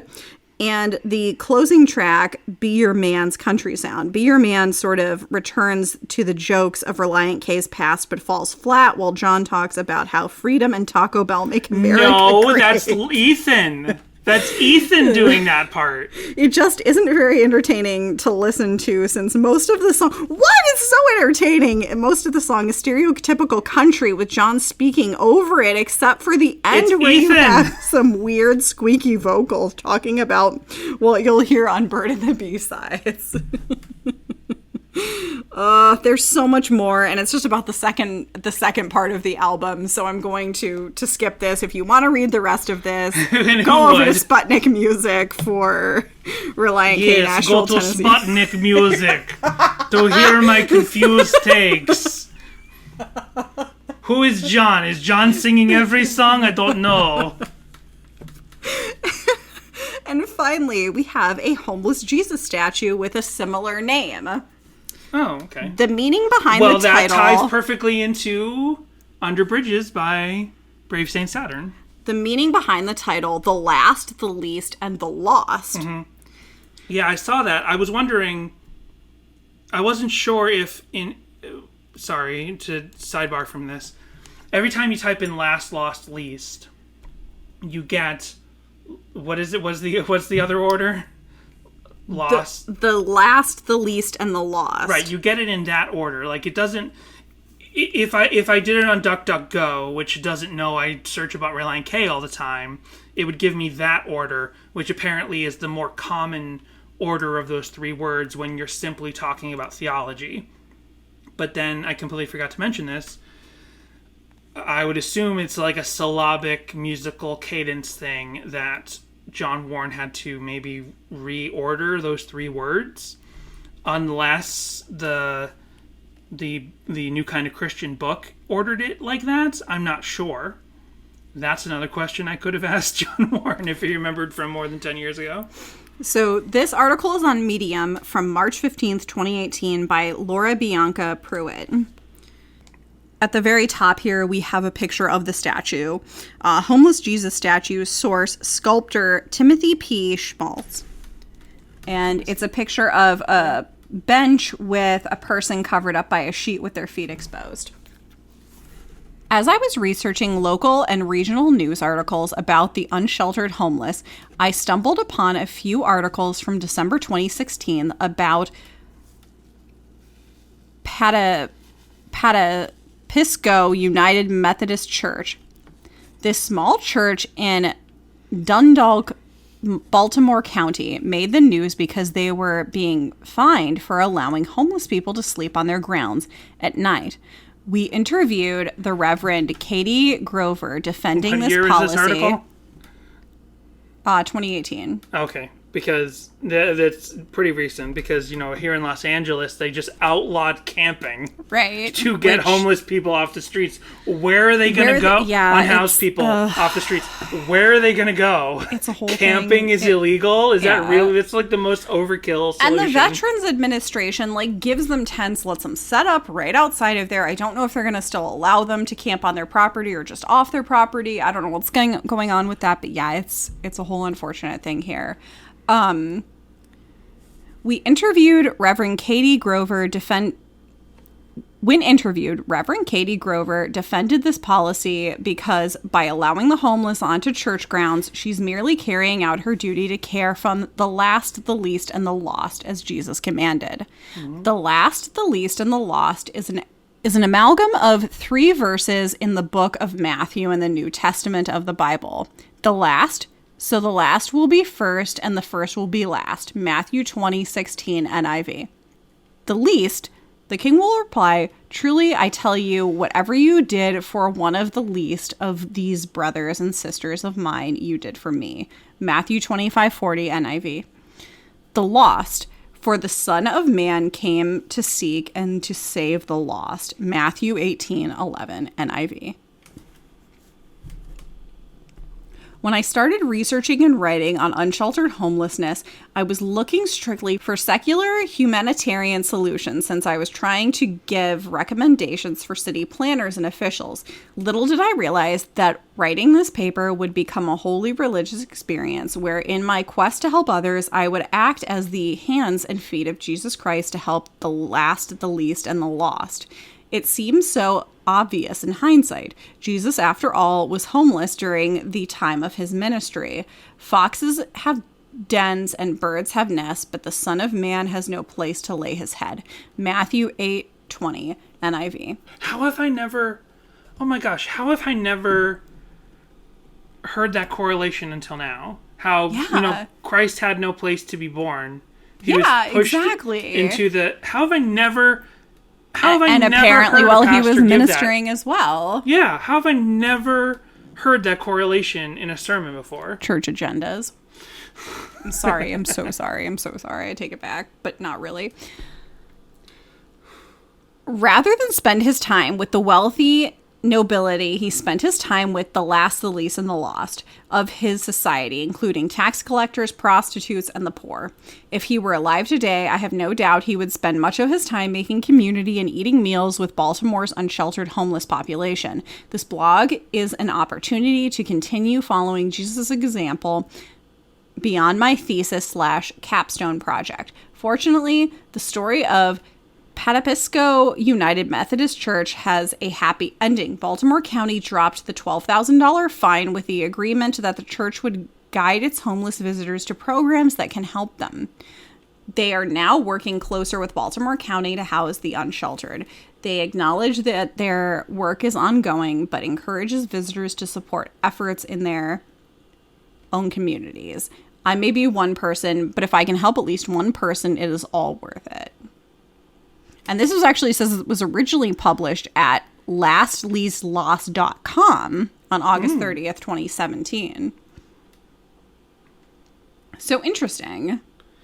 Interesting that John Warren or Relient K didn't grab that domain first. Well, but with the words in a different order. Right. Get them in every order. The last, the lost, You know about Taylor Swift? You know about Taylor Swift buying up domains? Did you hear about that? No, but makes sense. I feel like everyone does. She bought up every possible. Jessica put her phone down, so I can have a side now. Maybe 4 or 5 years ago, Taylor Swift bought up every possible domain name for like a porn Taylor Swift. That's just smart business. It is smart business, especially for a lady who doesn't want her belly button shown to the world at large. Wait, what? I don't know about this. You don't know about this? This is what happens when Jessica becomes a Swiftie in 2020. Everyone who's been listening to this podcast for a while knows that Jessica was con Taylor Swift up until, what's it called? Folklore and Evermore, man. So good. You don't know about Taylor Swift, like conspiracy theories. Wow, this is like totally off base of everything we've been talking about. But Taylor Swift, you couldn't see her belly button. I feel like there's got to be pictures out there. No. Now there are, but up to a point. Okay. So the last, the lost, the least refers to trying to find that picture of Taylor Swift's belly button. We're way off base now. I feel like there's got to be a dress that shows it or something. I don't know. I don't read Us Weekly. I don't know. So real quick, I did want to read some of these Goodreads reviews of A New Kind of Christian by Brian McLaren. Here's a 3-star review. Okay. I made sure to pick some short ones. Here's from 2011. Not sure how I feel about this. I'm really of two minds and hearts. Part of me was impressed with a rational, academic Christian voice in what would appear to be the mainstream, unlike other Christian books I've read. But the other part thinks that it was trite and overly sentimental, and I tried so hard. You're trite and overly sentimental. I liked Neo's character, and he did seem... I guess I gotta read this book. Is this based on The Matrix? Is this about The Matrix? What? I guess it might be like presenting... I didn't get to read the book, but I guess there might be like characters presented in the book. Okay. And it did seem to that kind of makes sense for the time that it's from. Yeah, but I remain skeptical about the entire premise, not only in terms of practicalities, but in how this may serve as a false hope for the future. Why would you not want hope for the future? Sir, I think you might have responded to the wrong thing. I think you might have reviewed the wrong thing. Daniel's character was bang on for the typical pastor. Yeah, you actually, are, baby. He probably had more integrity and understanding than most I've met lumped together. I'm finding it difficult not to let my anger at Christians and negative experiences in the Pentecostal church taint my view of the ideas put forth in this book. Wait, is this a fiction or nonfiction book? Because I thought this was like a nonfiction book, I think but this sounds like it's a fictional book. Now we might have to... Maybe this is the next book we read after we finish Complex Infrastructure. To be fair, though, it does offer an alternative that's an enticing thought. Okay. And then there's one negative review. There's a 1-star review that says, appalling, ick, poo. That's the review. So some people are against this and some people are for it. I realize that didn't go much of anywhere, but... we're running a little long. We're running long. So we played the demo, and there unfortunately aren't any covers of this song really to speak of. What a bummer. This is such a great song. Guys, everybody's sleeping on this song. So we will have to put... Now, we normally don't do guitar covers and drum covers, but we'll play this guitar cover because we don't have any other real covers. Sounds good. So here is a guitar cover by Luis de Guamo. It's LuisDaGomo. And this is their guitar cover where they play along with the song. And it did add like a nice tone on top of the existing song.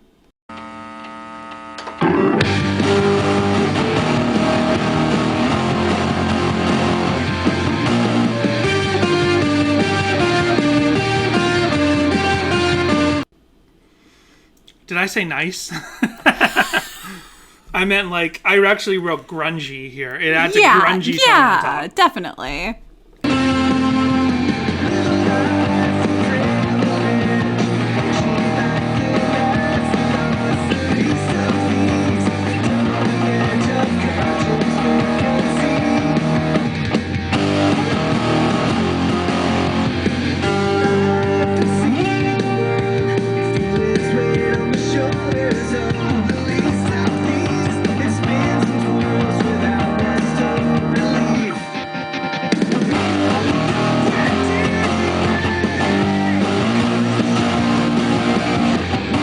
I didn't realize, now that I'm actually listening to the song again, although it's in a play-along, like how the bass is prominently featured. He's just like, hey, I'm the bassist in the band nowadays. Hell yeah! I was rocking out along with this. I love it. We're going to bring down the guitar and make sure everybody hears, even though apparently it's Warren doing everything. So that's good. That's a great guitar cover, and we don't get to play those a lot. Give some love to the bassist. Travis Barker. Hey, we got to talk about all the classic Blink Travis members. Barker? You said give some love to the bassist. It makes me think of give some love to the drummer. I see. The Travis Barker rap album. Did you ever listen to that? Good Lord. I feel like that would have been right up your alley around the time I met Dee Dee you. King? Yeah, right? Dee Dee Ramone's hip-hop album. So unfortunate. So someone took the track and ran a spleeter through it. Do you remember that I had a poster of Travis Barker up? Yes, that's why I'm saying it was right up your alley. In my garage, because I had a townhouse in college. Yeah.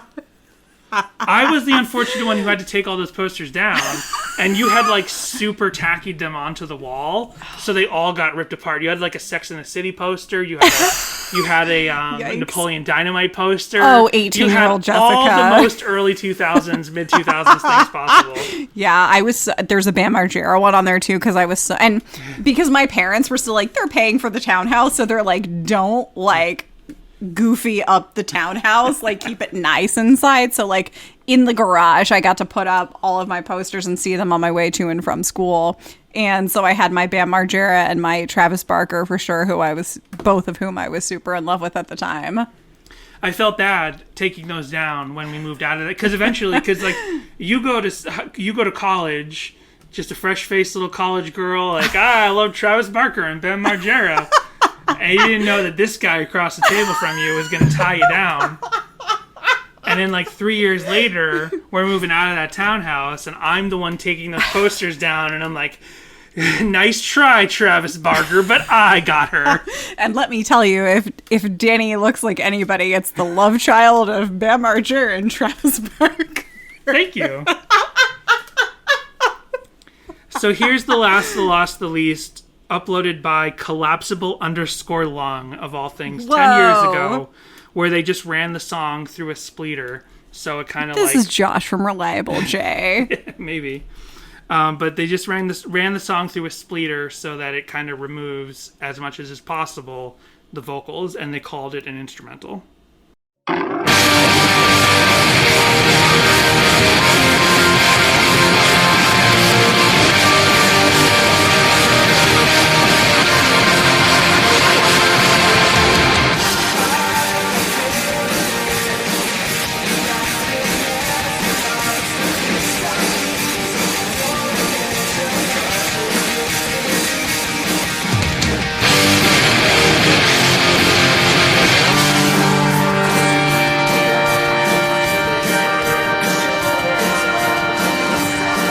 So the advantage of hearing a spleetered track is that you at least get to hear it's they call it an instrumental. It's not. It's like this track that's been processed in a certain way. Right. But at least you get still to get hear those vocals in there a little bit. You get the vocals back there, but you get to hear some guitar work that you don't normally get to hear. So let's hear some of this. I've tried to process songs this way to make my own vaporwave music, and it just never quite works out. And because I'm a perfectionist, I'm always like, nope, not good enough.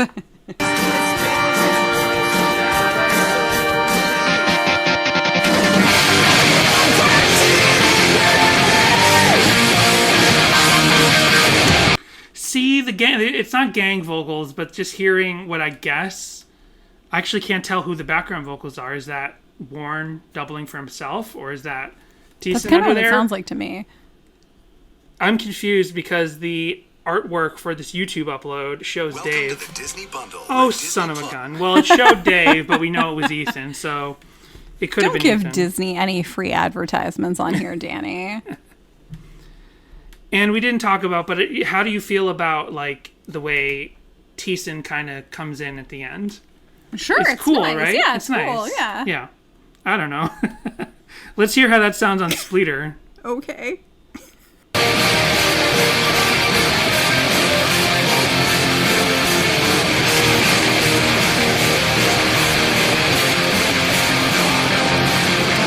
Doesn't sound good. Can't tell. There's nothing special going on there. So, because there's no covers, unfortunately, I went ahead and I made a Nightcore for this. Nice. So here is the uploaded by Sadie Hawkins Pod YouTube. This is the the lost, the least Nightcore.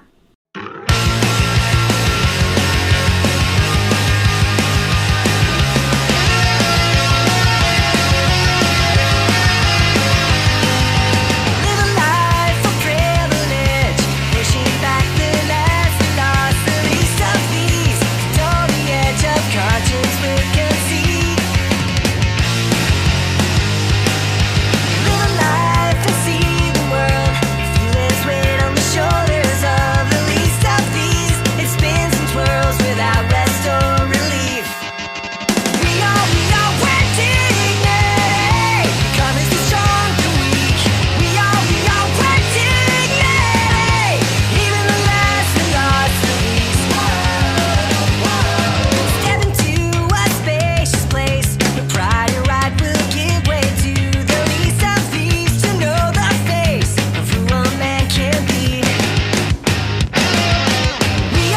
do you think? It's fantastic. I was playing along. Do you think this is going to get finger drums there? You think this is going to get 5 million views? Heck like yeah. the Nightcore of It sounds even more Nightcore, like they're saying demons or like something thereabouts.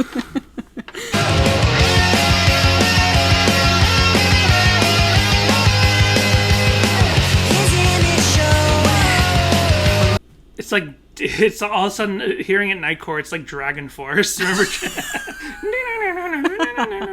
I want to hear the Thiessen part in Nightcore. It's good stuff.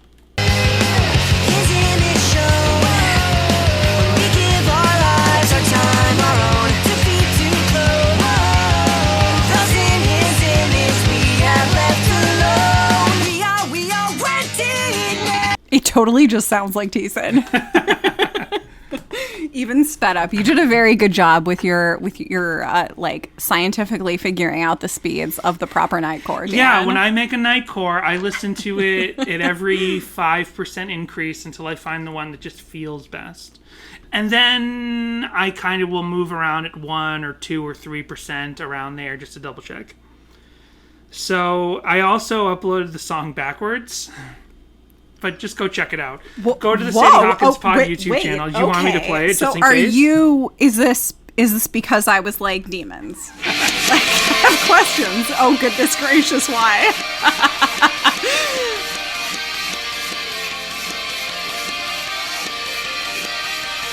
There's just no covers, so we gotta hear some alternate versions of the songs. What if instead of like a demonic statement, if you play like Relient K and like the last Velocities backwards, you get like a pro-Jesus statement instead?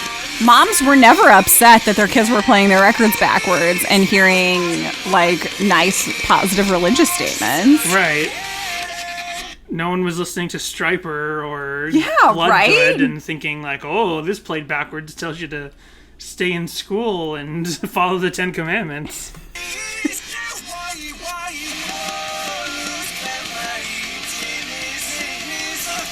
When I uploaded this, I did call it The Least, The Lost, The Last.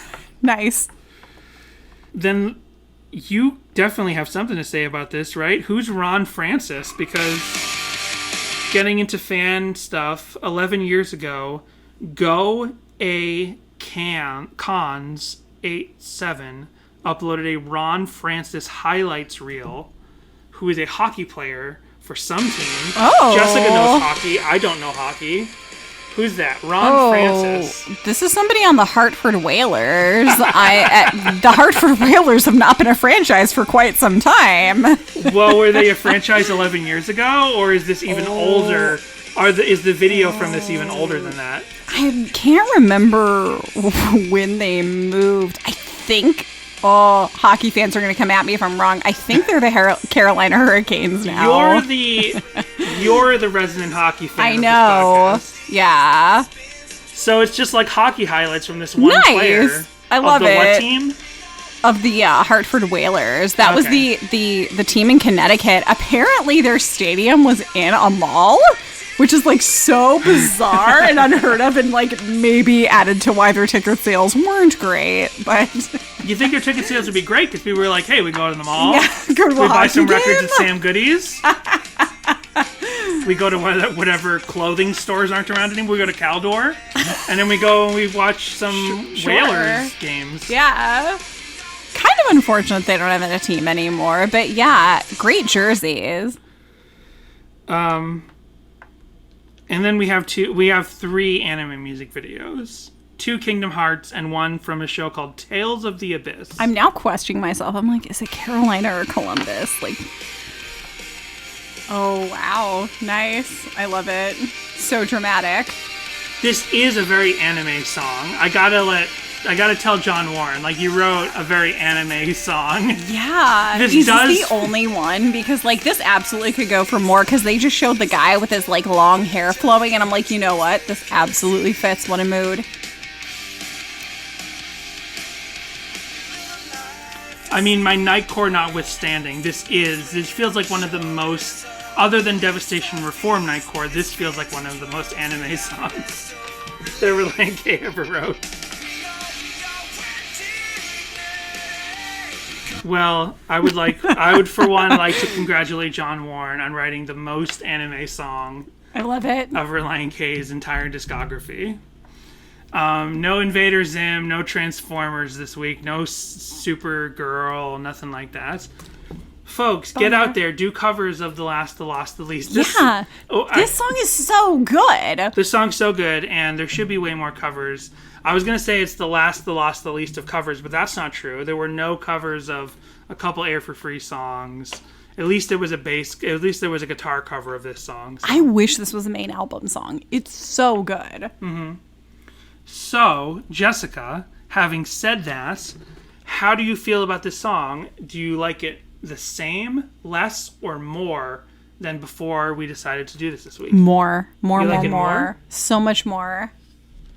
And I think I like it more as well. But probably also edging towards same, because I always loved this song. But we'll see how this compares, because we're keeping this trilogy going. Last week, we did Failure to Excommunicate, which is a song sung by Dave Douglas, which is about social justice. Then we did a song, Last, the Lost, the Least, which is sung by John Warren, which is also sort of about social justice and caring for people. Next week, the natural progression of that trilogy, the Charles in Charge theme song, where Jesus goes to a pizza party and introduces some dudes to the girls from Baywatch. And on his show. And on his show. Jesus' show. The 700 Club.